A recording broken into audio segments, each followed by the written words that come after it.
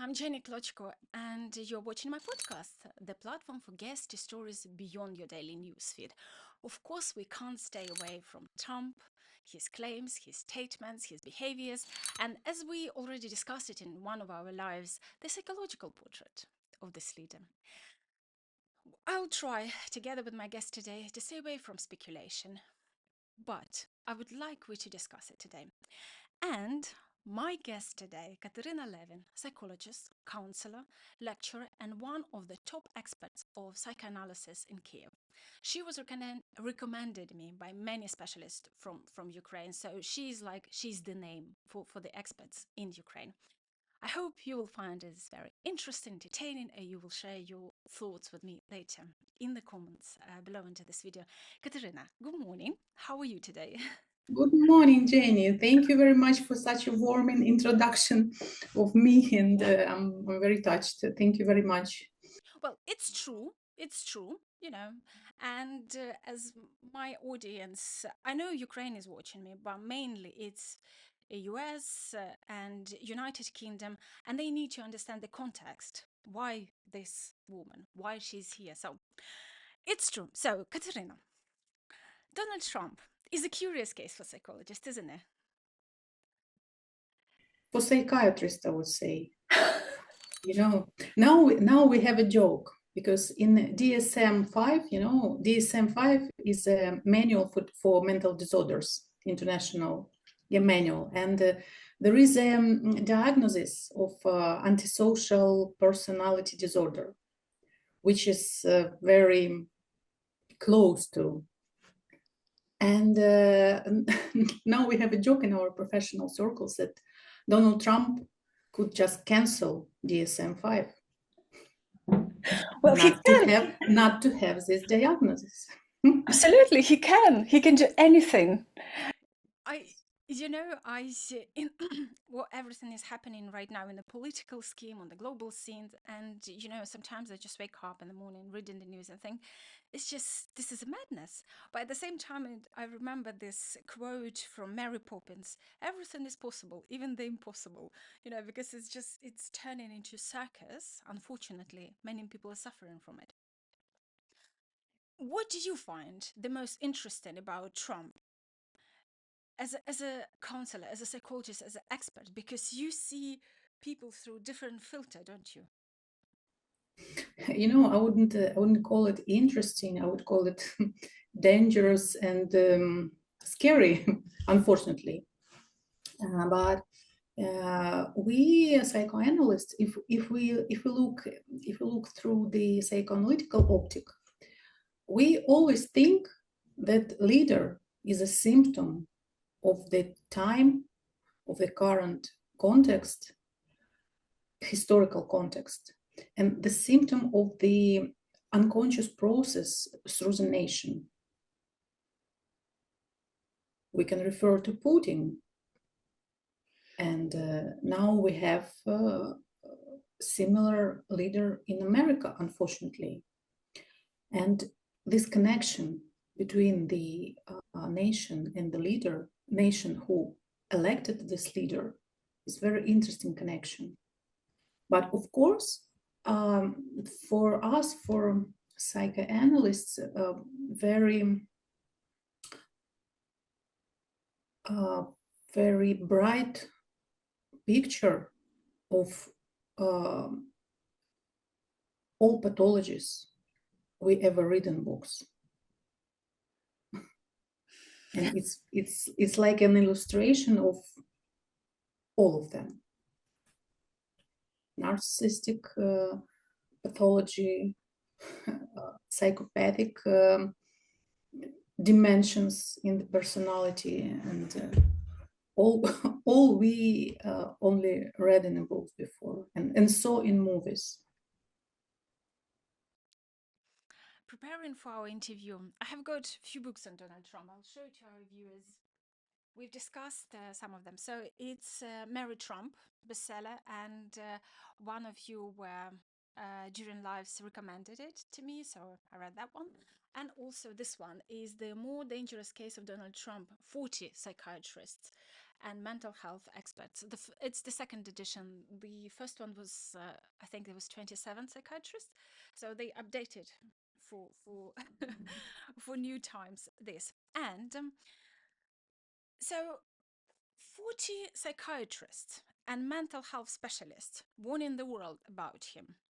Even if I look through the contents, we can see Trump is called as a psychopath, he compared to Hitler. And because psychopaths intentionally create harm for others without guilt or remorse for personal gain or self gratification.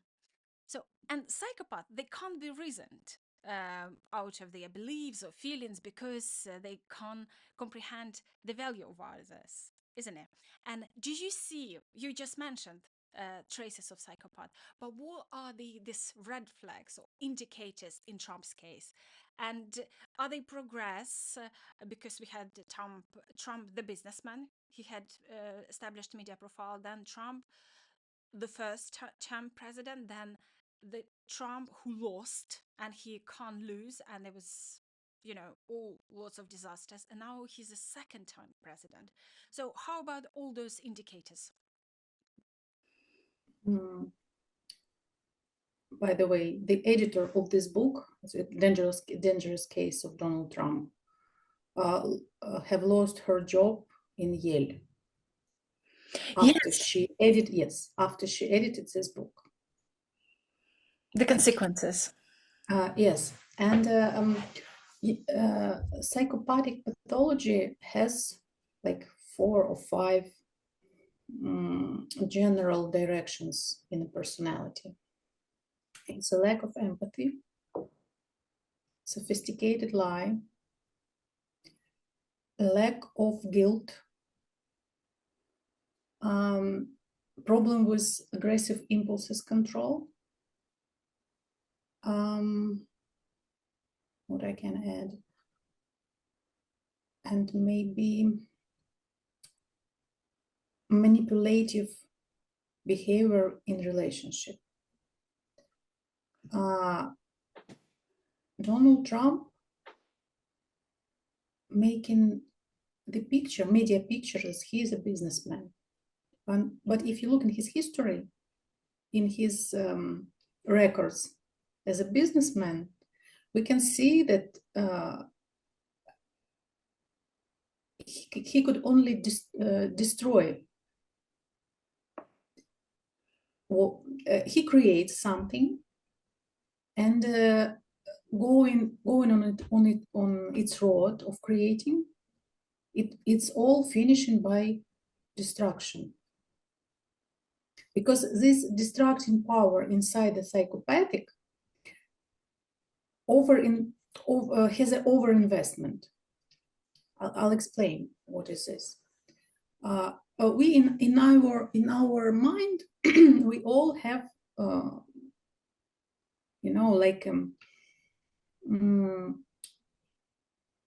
like a power of love and destruction, of positive and negative. And in this, for the balance, these powers live in harmony inside the people, you know. To be active, you need some destructive power. And to create something, you need love, metaphorical love. And for psychopathic people, they overinvest destructive mode of their personality. And paradoxically, they have very, very fragile, weak ego. But to hide it, they frighten people which they have power under. And they evacuate this fragile part to the weaker people, frighten them, and make their ego straight. That's why they need critically these dependent people who will nourish the psychopath ego all the time. And if you look to the politics of the new Trump's administration, the politics directed to the weakened nations, for example, Canada, Denmark, Greenland, and they address it like, you weaker, you bad, we have power, we're gonna conquer you. Understand what I mean? Absolutely, it's something what Putin did to Ukraine. Is the weakest when Ukraine it was during the Revolution of Dignity, and he attacked. It's when the president left, President Yanukovych. So that was used for the benefit. And what you're saying is actually reminded me the meeting with Keir Starmer. But Keir Starmer came to see Donald Trump not a long time ago, and he brought this official invitation to see the king. Is like, and how he was saying this is unprecedented, this is such a big honor, this and that. So basically it's like stroking the ego of Trump to make sort of like him agreeable, doable. And there's the other thing, after that scandalous situation in the Oval Office when the Ukrainian president was ambushed, in my opinion, I don't know what's your take on it. And I watched a few journalists, those who are podcasters like me in America, and one of them, Megyn Kelly, she's Republican. She has quite big audience, up to like 4.5 million something. And her rhetoric was shocking for me because, first of all, she was patronizing and bossing our President Zelensky. And the other thing, her message was like, oh, you shouldn't contradict Trump. You should agree for everything. You will get more out of Trump if you agree with him and rather than have an argument. And for me, that was shocking, even this position, because he's the world leader. He is supposed to be an adult, a mature person. How we can play and manipulate him this way and talk openly about it? This strategy works on a short distance. Now, you heard um, Putin made a gift of the portrait of the Donald Trump. Have you heard it? That Putin I ordered must have missed this moment. a portrait of the Donald Trump and make a gift to Donald Trump. That's what Putin's team doing now. They telling him 24/7 that he is a great leader, genius, and that's their strategy on a short run, short-term strategy. But in a long-term strategy, it doesn't work because psychopath usually absolutely unpredictable. You cannot adjust because the central problem of being with psychopath is he has to be take over control all the time. You don't have a chance to be equal. And whatever you do, wearing a suit, saying thank you, or whatever you do, you always will be guilty. Doesn't matter what you really do. You will always, because psychopath needs the container for their inner controversial feelings, because he has psychopathic pathology is a lack of inner structure, how to interact with the people,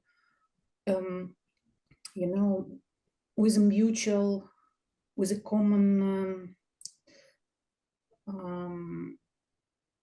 comfort, like a partnership. There is no possibility to cooperate. You have to be submissive, and you have to be a function to support a psychopath.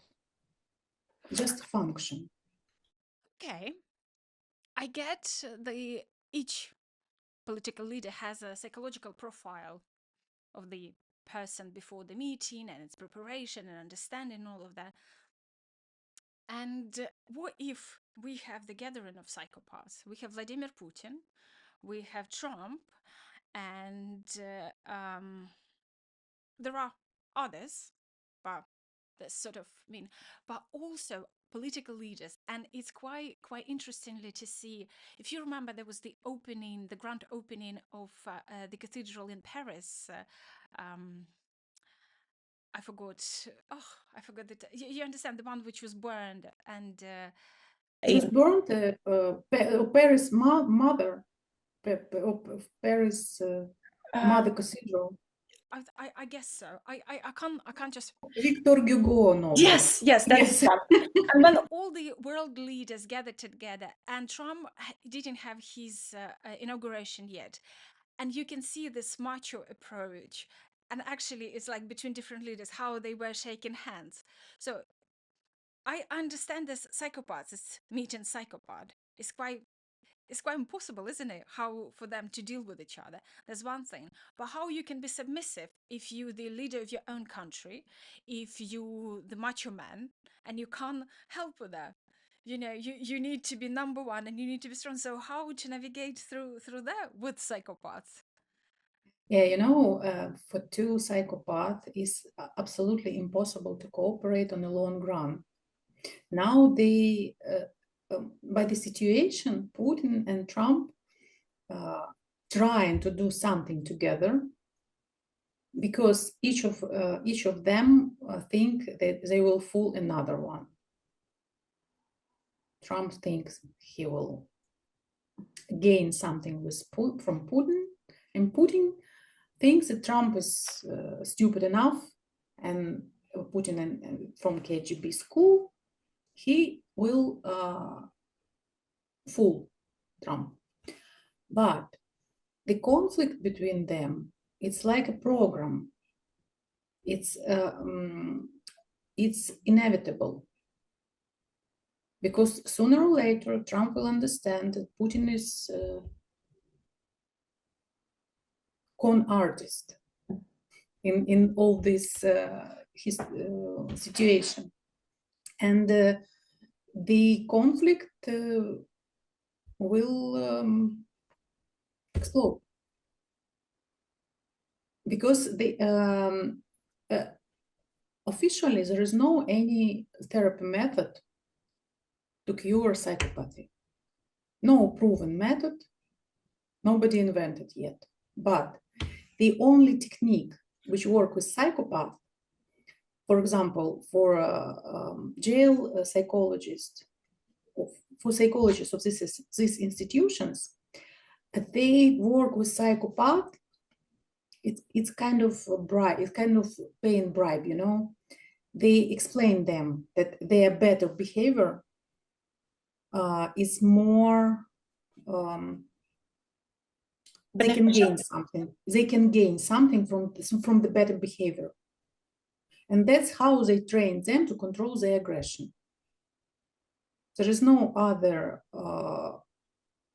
techniques or method or approaches to really cure this pathological inner hell inside psychopathic mind. And that's why their cooperation is inevitable, like Hitler and Stalin, Hitler and Stalin was like a partner on dividing Ukraine and Poland. But one day they became enemies because they cannot create something together. They can only destroy. And that's why. And by the way, Stalin's daughter, Svetlana Alliluyeva, wrote memoirs. In these memoirs, she mentioned that Stalin understood perfectly that the dictatorship, that being a leader, is like an icon for the people. And real person and official leader is it's different on a symbolic level. What Svetlana Liluyeva wrote, that once they had a dinner or lunch with Stalin and her younger brother Vasily, and this younger brother Vasily was very, very pain in the ass for Stalin, an alcoholic and antisocial behavior, all this stuff. And Stalin had always had a problem to control him. And in this dinner, they had a conflict. And Vasily was screaming at the father, and Stalin raised and told him, "You forgot who I am. I'm not your father. I'm Stalin." And in our mind, the people who elected this leader, like for us, for example, Zelensky, we know is a guy who had a sense of humor, an actor, and funny guy. But now he is a leader and he has a position. And we all have the who negative, who positive, doesn't matter. But we all have some relationship, unconscious relationship with our leader. And this position make additional power. And that's why when the leader is a little bit pathological or really pathological, it's like it's empowering. His power is getting more because of this symbolic position. Do you understand what I'm saying? Yes, I do understand. I understand. And would it be correct to presume the longer a person in the power, the less parent and human stay in there, and the more leader sort of growing and affects all the aspects of life? Because this power, the one you mentioned, is sort of is fueling, and it's kind of making you drunk with all this, you can do anything, everything. There is no limits for everything you can do. Yes. In psychopathic mind, there is no limits. There is an omnipotent fantasies, and when they get the power, they can use it more freely than more balanced leader. For example, Trump. Before he came to the power for the second time, everybody said, "Oh, American institutions. America has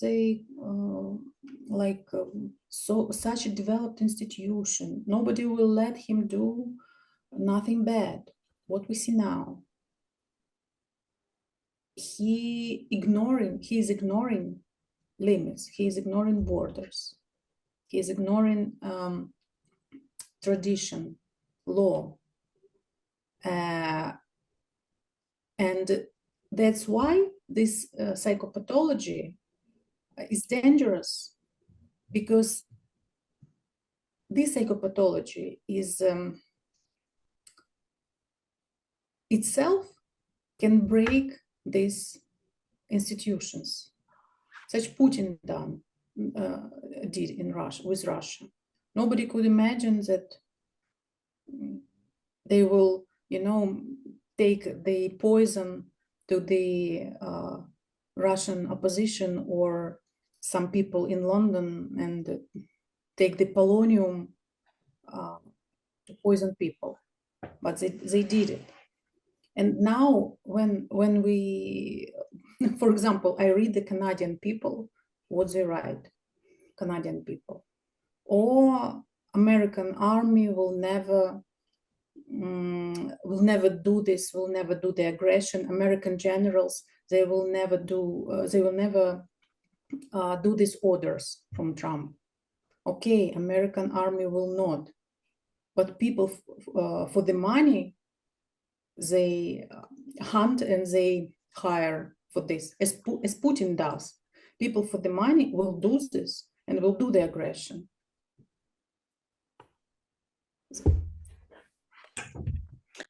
Interesting. If you were in Zelensky team before he was going on that meeting, and I know we speculate, but I'm just and because on one hand Zelensky saved his face.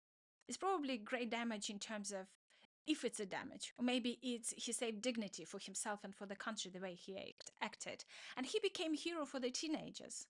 My 12-year-old daughter, who's like, she was kind of like dealing in a very strange way with the war in Ukraine and everything, and she didn't manifest a lot of interest in the political, things I'm doing. And then she's like, "Oh, have you seen Saturday Night Live?" And they were this parody on this Oval meeting, and we watched together, and she laughed. And then she went to watch the original, and then I was picking up her from school, and she was saying, "Zelensky is a hero." I didn't ask that. I didn't push it to throw, because for me it was the whole surprise for her how she reacts and how she's sort of like interested to go into that. And she's like expressed the full admiration for him. So if you were in his team, right, and you probably played different scenario and was saying, if you do this kind of like possible outcomes, if you do that, it might happen this and that. So what would you recommend him?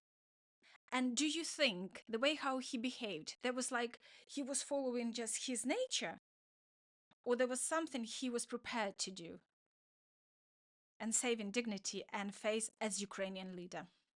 I think that his team was playing many scenarios before this meeting, I'm sure. But the problem with psychopath, you cannot predict the craziest scenario. And it was an improvisation for Zelensky. It's my personal opinion. After J.D. Vance raised his voice, and it all started, like it all became a total mess. The only word from Zelensky, you remember when he told that you will feel it. Now you have a beautiful ocean which divide you from Russia, but you will feel it. He shouldn't say this. This was very, very not right. Really? But the rest, because you cannot apply to the empathy of psychopath.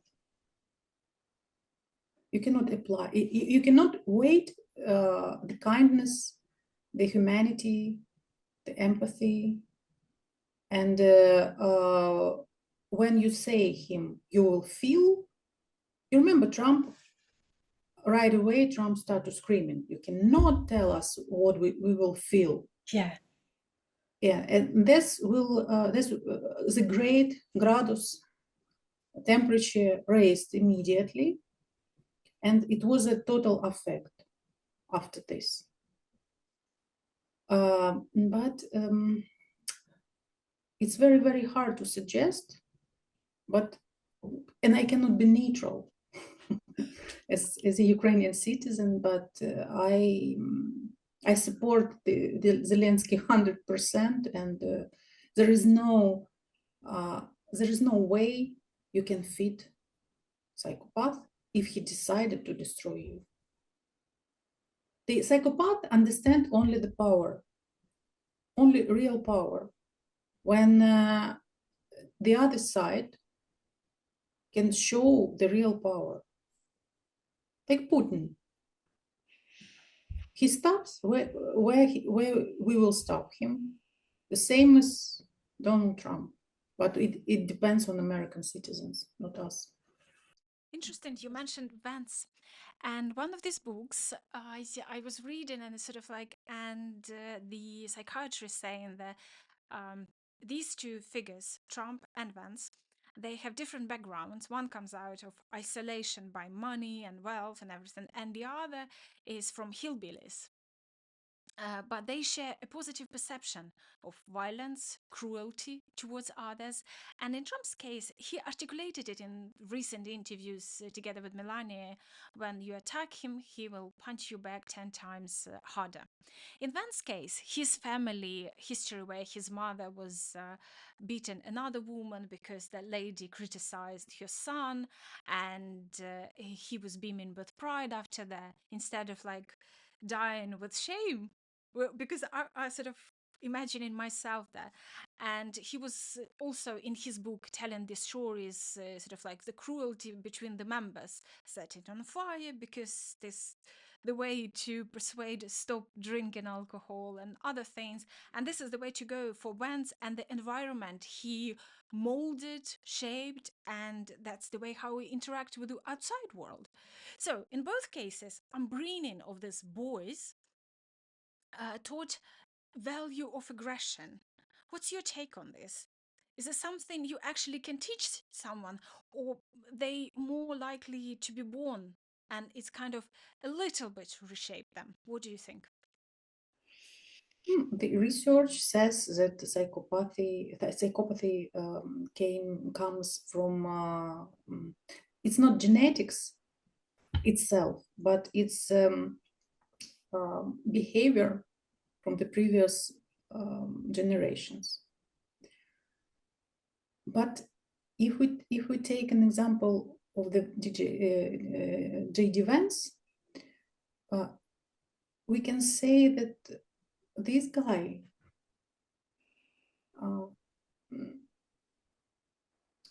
having such a very very bad childhood and such a psychopathic mother, when we grow, we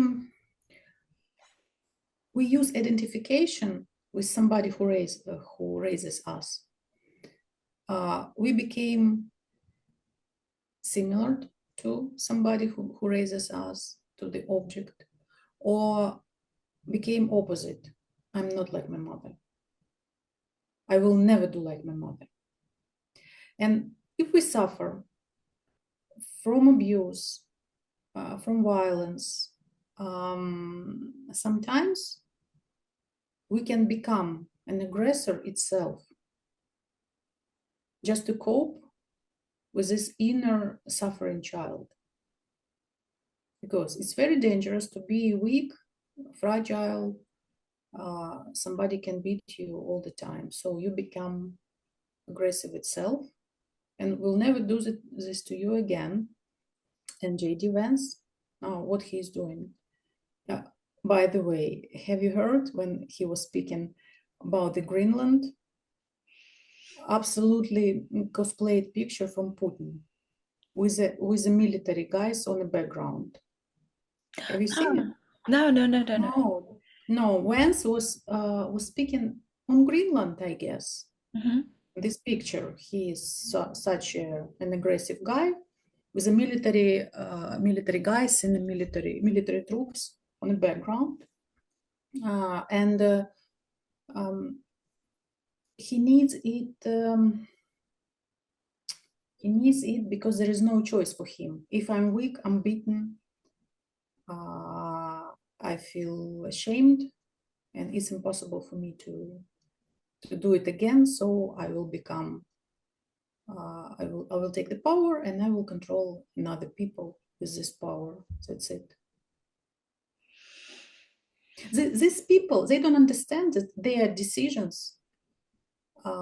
It's about people's life, real people's life and death in Ukraine.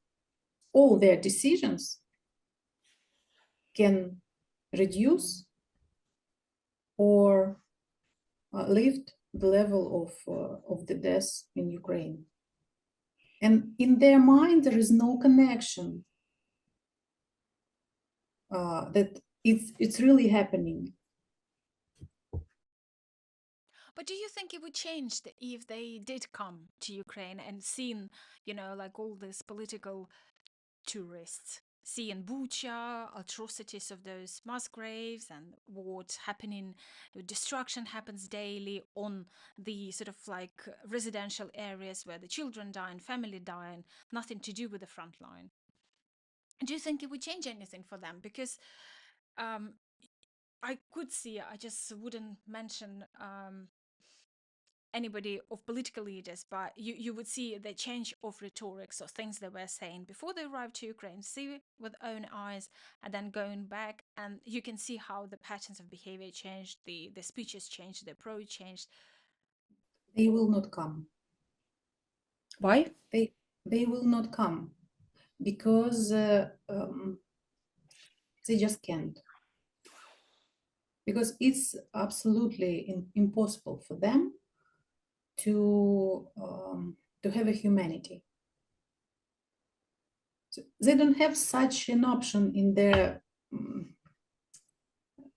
their personality.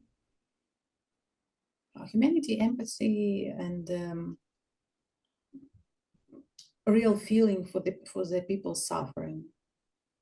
That's why they will never come to Ukraine until they have a power in US. Weaponization of reality. So I came across this sort of statement in this psychiatrist essays.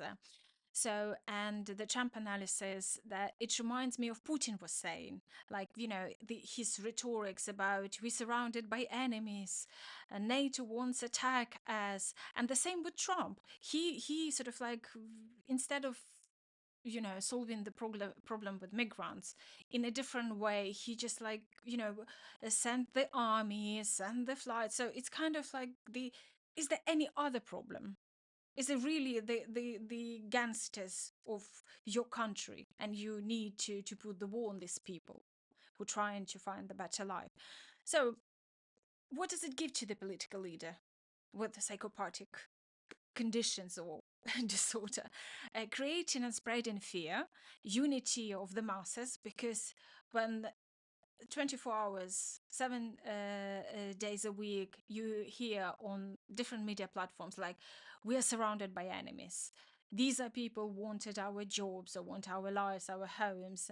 And does it because it makes it easy to rule for them, or there's different motivation behind it? For such leader, it's very important to have like the other like a symbol with whom will they compare each other for the better for themselves. For example, Trump have chosen immigrants. This is the other who keeps all the sins of all the world, all the sins, all the bad, all the criminals, and all the low level. This way, Trump gives Americans the feeling they belong to something very good and strong, and they can evacuate their dark sides in these migrants. After this, they feel like, oh, I have such a high self-esteem, and they like say thank you to Trump unconsciously, of course, and they will support him because it's a very good instrument to feel better with no doing nothing. Like Russian people, they feel they belong to such a powerful nation who can conquer all the world and show their missiles and scare everybody. Why the pathological leader needs it? Because of what I said before, they have such hell inside, they need to evacuate it all the time. And for example, every morning we open the news, the Telegram channels or other news, and we're afraid to read what Trump says next. Because we know in Ukraine in the morning, while in America, like late night, Trump will definitely say something dangerous, something bad for us. If normal leader, his function to be the container of the tense of the people, for example, Zelensky every night makes the video with like a daily report what happened, what we do, where we go, like calming people, like helping people to understand what's going on. Trump does opposite. He is bombing by the negative news with such intensity that normal mind cannot accept. People exhausting, and people always afraid what's happened next. In this state of mind, we cannot do cognitively correct. We cannot think cognitively correct. And this is a very good base for Trump to do his dark plans. That's how I think they create their logic, using this Trump pathology. You said several times internal hell. They sort of the psychopaths dealing with this sort of they suffering from internal hell. What does it like this internal hell for them if they basically almost feel nothing? Yes, they cannot capacity to feel it, and they projecting it all the time. That's why they need the enemies, the war, fighting all the time. This destruction. If they can do it with other countries, they do it with other countries. If they cannot do with other countries, they do it with their own people, like Syria, for example, or North Korea. In the Channel 4 documentary, the one which is on Netflix right now, the one you recommended me, so thank you for them. So it has started with him making a big name, Trump, and I really like the context of 70s in New York because for me it's more reminding some detective TV series, you know, like this investigations and blah blah blah.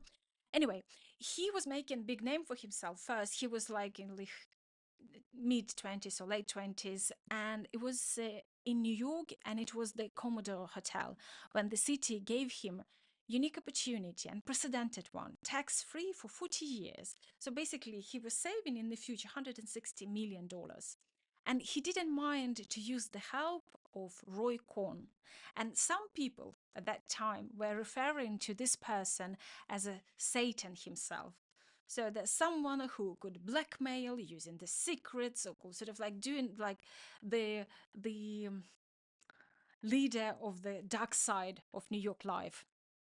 And if New York rejected back then Trump's project, it would ruin Trump authority because it was his first project, and it was like there was his opportunity to make name for himself, some sort of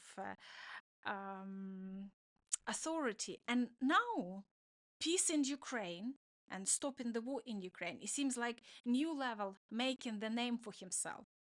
And again, he's getting into sort of like coalition with another devil, aka Vladimir Putin.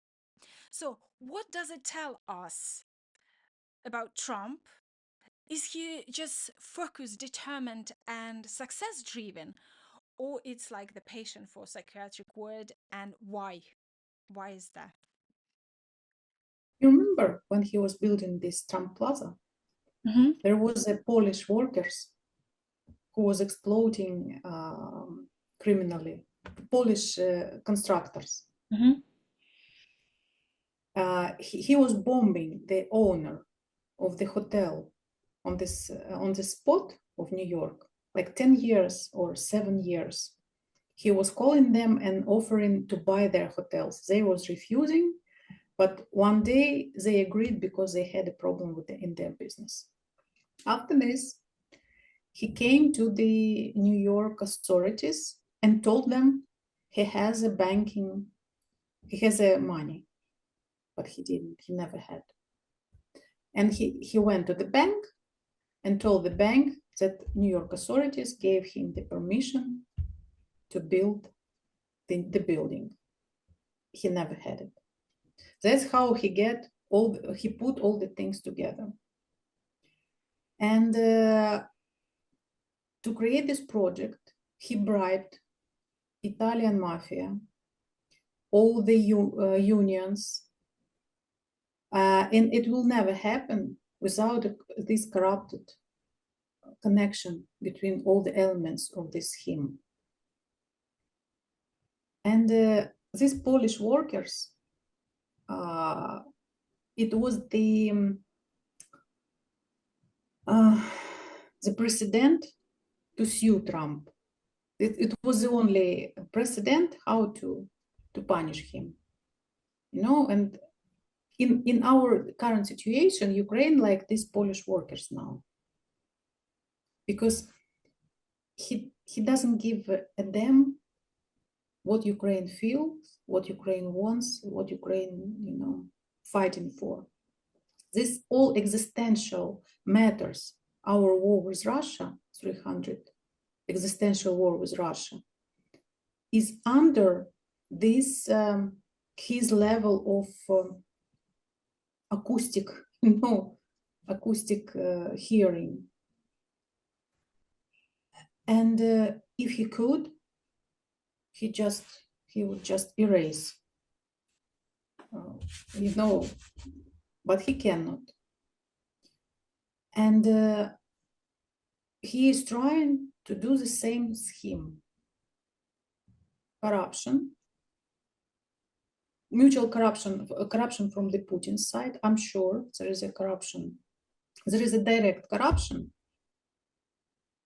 from Russia to Trump's family. There is no proof, unfortunately, but I'm sure there is an element of this story. And such a leader always spreading his omnipotent fantasies through the people he's surrounding. So these people really start to feel that there is no limits, and the law it's not a problem for them. It's like a sect, it's like a totalitarian sect, totalitarian cults. People who members of totalitarian cults, they feel like there's some state of mind not normal during they included in this circle of this cult. The same, the people in the team, they really start to believe in their reality. And of course, you always have such guys, Roy Cohn. Yes, who help you to do all the paperwork and to make it happen. Yeah.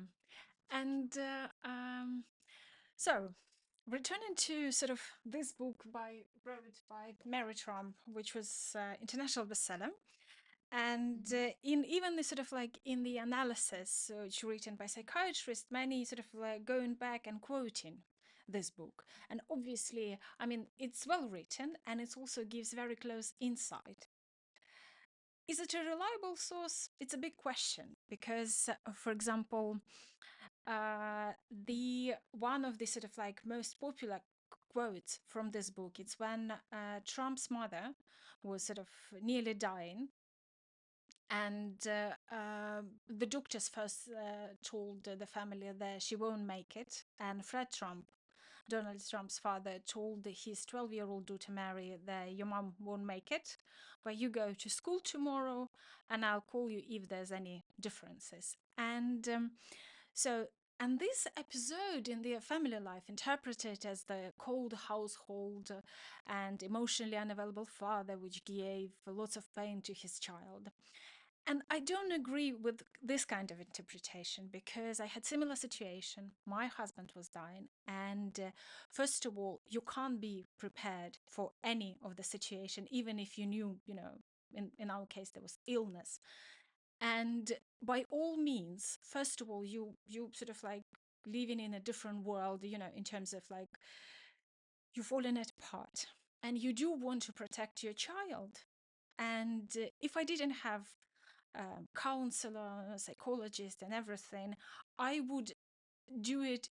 I would think, keep my daughter away and sending her to school or this or that would be the best way, because it's kind of her normality. It's the best way, rather than exposing her to this tragedy and drama which I'm as an adult struggling to cooperate.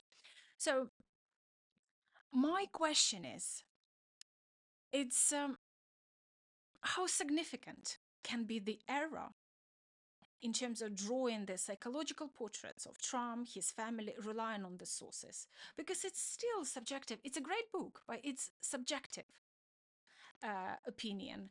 And for example, the interviews or the quotes from the interviews, we know that media appearance, and usually it's something which was prepared by the team of people if it comes to the politician or some top businessman. So this sort of like the real image of the person is far from what we see in the paper, on the telly, or reading on the internet. What do you think? Of course, Mary Trump cannot be absolutely neutral to this case because she is a relative. And how he sees the picture of the family is very, very subjective. But yeah, I think in this family, the main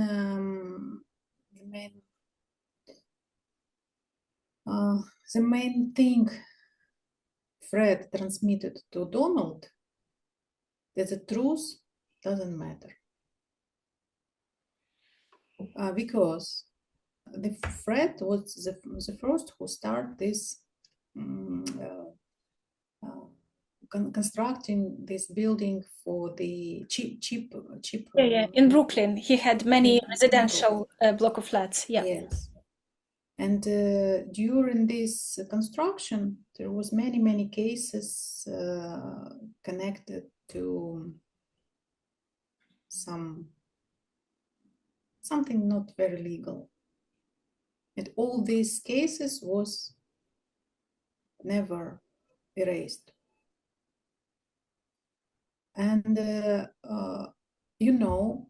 they had Fred had an oldest son. You saw it. Mm-hmm. And it was a very tragic. It was a tragedy. This guy died from the alcohol. He was a prince. He was the oldest son of the king, and he died. And Donald never expected to be the main son, but it happened. And I think this grief on this oldest son make Fred close his eyes to all the Donald controversial behavior. And because of this loss, Fred couldn't keep Donald in a frame. Because you remember, Donald was a very, very disturbing adolescent, and Fred sent him to the police academy. I think he was military for 5 years when he was 13. Maybe military. Yeah. Some military school. Mm-hmm. What Donald did in a year, he was on the head of the parade. Yeah. So he created the relationship is all key personnel in this military school, and he became never studied, never doing some hard work to become somebody. But Fred tried to keep him in some frame, to give him some, some education to socialize him. So he understood that this guy potentially has some very, very bad character. But I think after this tragedy of this loss of the oldest son, Fred just couldn't make Donald, keep his social face and his behavior under control. Interesting. The Mary Trump calls Fred a psychopath, and she calls him high functioning psychopath. And also she gives the statement, I don't know, would you agree with that psychopath is sort of like affecting 3% of the world population, and 75% of them are men. And first, would you agree on these figures? And the second one is, how does it, you mentioned a bit the psychopath, it's not like genetic sort of foundation for this, it's more influenced by the parents or the caregivers. So do you think this approach, Fred's approach, if he was a high functioning psychopath, like Mary states, so he's the reason why Donald the way he is? Of course, the influence of the father is very, very important. And I would say in this case, the influence of the father plus the patriarchic discourse of that time. Patriarchic discourse usually didn't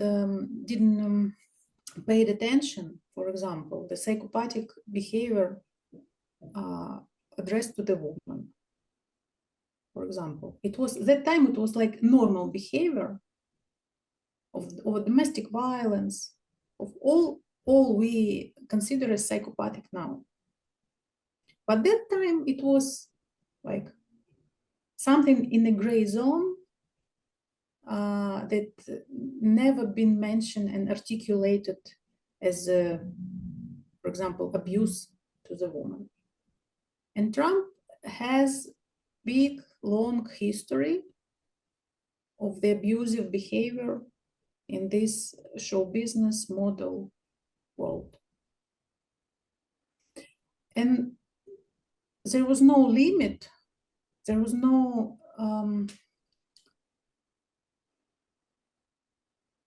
reputation institution like we have now that would control this behavior, which was nourishing by the patriarchic family situation and all the discourse we had in the rich and famous world of this time. Because now in 21st century, in the 2025, of course, we have the same behavior of some powerful men, but usually if it becomes public, this man will have a problem. He will be cancelled. Yes, but that generation, Trump in 3 generations from his grandfather, the model of the patriarchic controlling powerful man who doesn't pay attention to the such thing as a wife's feeling. You can see the face of Melania Trump all the time, to children's feeling, to usual routine daily relationship. He doesn't pay attention to this, like simple human things. And all his life, he never been facing. He never faced the consequences of his behavior. Never ever. And if there is no limit for psychopath, his pathology is growing like a bread.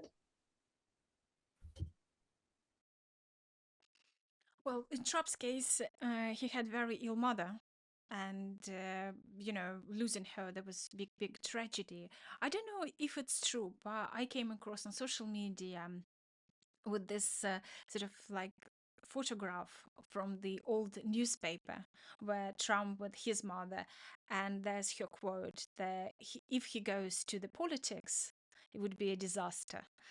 And I don't know, she was a smart woman, or it's all sort of like speculation on them, a part of them. So, preparing for our interview, I came across the article, another psychiatrist, Alan Francis, and he claims that I helped write the manual for diagnosing mental illness.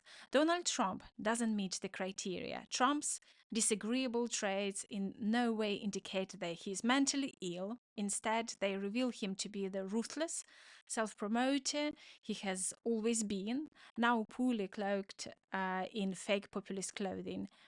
And this Francis Allen say, I believe that Trump is a mirror for the American soul, a surface symptoms of our deeper societal disease. He may not be crazy, but we certainly were for electing him. He mustn't waste this Trumpian dark age. If we don't learn from it, we will keep making the same mistakes. So my question is, what do you think about us as a general society? Because before he was elected by Americans, he was very much promoted and supported, or he always attracted the interest of wider people who were in watching his show where he was filmed, he read his books, all of those things, and it's all little bricks of the wall where he is right now. So do you think that we should make a conclusion diagnosis to us as a community, something wrong with us? Because on one hand, huge country ruled by Trump, the other huge country ruled by Putin, and the most popular genre in the whole wide world is thrillers. So humans, what's wrong with humans? If would I know? That's what we started from. The connection between leader and the people who elected him. But I guess it's a dynamic of the world history, because it was always in a world history that world become crazy, but somehow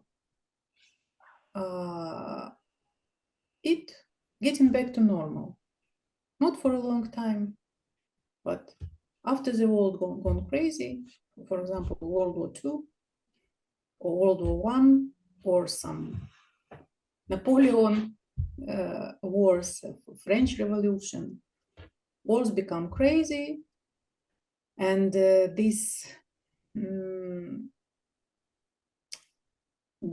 big group process going without control. We have these crazy leaders, and they're doing crazy things, doing bad things, but somehow the world is curing itself, and who got lucky to survive can see how it will be cured this time. Because on the individual level, we cannot say we have to do something certain, to become better. It's a human nature to be good and bad at the same time. And what can you do? For example, me and you, on our level, to to change ourselves or to change the world. We can do what we do already, and trying to keep a critical thinking and not to go crazy and do something on our level. But I have a doubt that there is a particular thing we can do that we will avoid this in the future. No, unfortunately, these dictators and this evil, from time to time we face this, and we face this crisis to reconsolidate yourself. And like a trauma, people go through trauma, they reconsolidate yourself, and life is going on. So the same with these crazy leaders.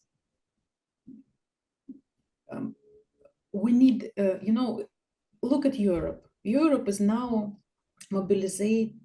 mobilize the resources, intellectual, economical values, to face this problem, because they already understood that it's a real problem. And they will do what they can to prevent the bad things could happen.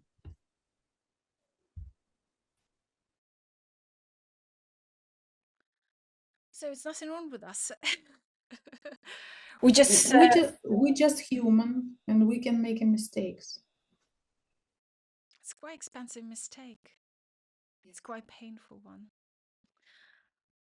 Kateryna, thank you very much. I think it's a lot to think and reflect for me, and I hope for our viewers as well. Thank you very, very much. I hope you will come back to the podcast with other psychological portraits and your opinion. And yeah, I'm very happy to have you. Endlessly grateful, and have a lovely day. Thank you very much, Jenny. Thank you very much, and thank you to your audience.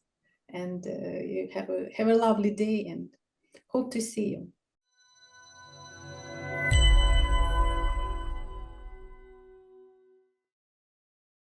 That was Kateryna Levin. She's one of the top experts on psychoanalysis from Kyiv, and we tried to look at the psychological portrait of Donald Trump. Let me know what you think. I suspect it's going to be a big discussion in the comments, and I would like to offer all of us, we can have different political opinions or positions, and let's start from the point like we can agree to disagree. It's okay. The aim is to have discussion. I'm very open to different aspects, and I know some of you among my viewers, you voted for Trump. You were very happy when he was elected. It's okay, but let's see what you think about it and where you agree or disagree. Maybe you read this book or this one, and you would like to share your thoughts on these books and other pieces on this political leader. Please recommend me. I will be very grateful to read it. Just remind you, please don't forget, like, share, subscribe, and thank you for watching. Thank you for spending this time with me and my guest. Take care.